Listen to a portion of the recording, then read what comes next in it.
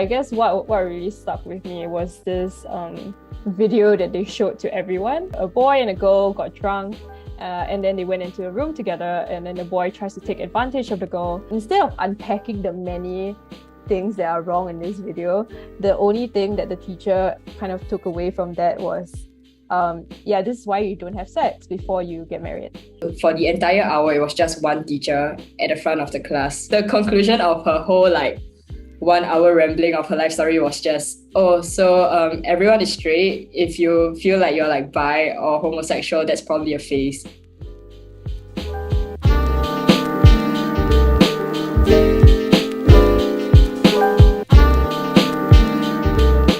I think a big misconception around, discussions about consent and all those tend to really be that consent is just in a sexual or in a relationship kind of context. And I think that those are so harmful because no, consent is everywhere. Especially I think, when you go and talk to people and you're like, oh, consent is like fries. And then they're like, oh, but I'm not in a relationship. And it's like, okay, so you still need consent to do things. You still need consent when you're interacting with other people, right?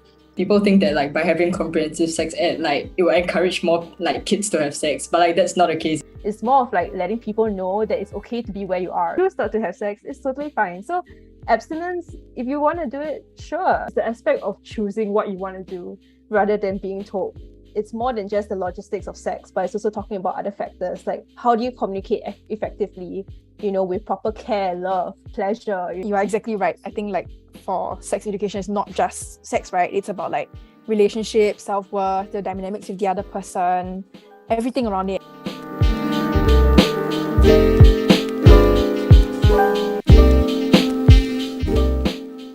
How confident would you say you are about your sex ed knowledge now?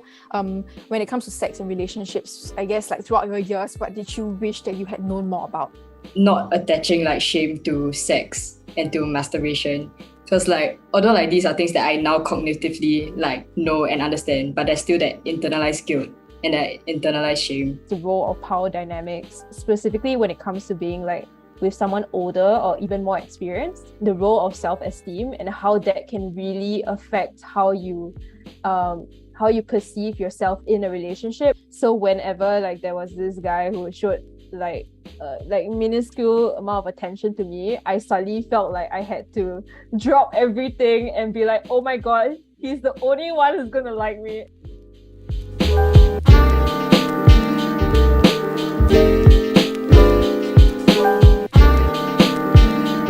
So for you guys, is there any specific to the local Singaporean context that you feel is missing from existing resources? More discussions surrounding more affirming discussions surrounding sexualities and gender identities that went beyond cisgender identities and heterosexual identities.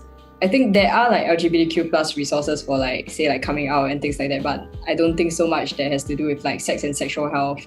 Arranged marriage, right, is I think a cultural norm that a lot of us just tend to forget exists. And it is still a reality for quite a few of us, especially those in my circle, right? I think that arranged marriage isn't inherently a bad thing, but the lines between arranged, coerced, and forced tend to become very blurred. We call ourselves a conservative, traditional society, which is why I was so surprised that this entire topic of arranged marriage just doesn't seem to exist anywhere. Rather than prescribing people what to do, what you should and should not do based on your own religion or your own morals that you subscribe to, I think it's more of letting people know that this is a conversation you have to have with yourself, and that you need to, because at the end of the day, it is your body, it is your body, it is your choice.